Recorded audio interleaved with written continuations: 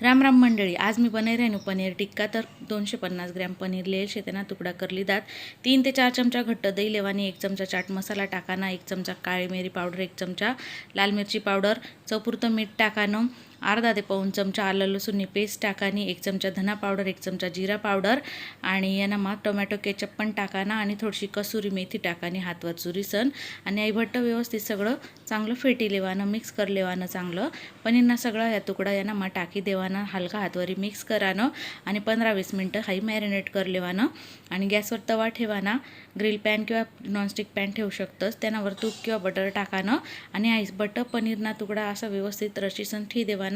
5 मिनटानंतर हाई उलटा पालटा करीसन दोन्ही बाजूतून शेकी लेवानं, शेवटला 1-2 मिनटं फुल फ्लेमवर शेकानात म्हणजे मस्त तंदुरी फ्लेवर येस। गरम गरम आपलं पनीर टिक्का तयार शे, खाई लेवानं येणं तुम्ही बटर पनीर पण करू शकतस। चला मग चॅनलला सबस्क्राईब करल्या, धन्यवाद।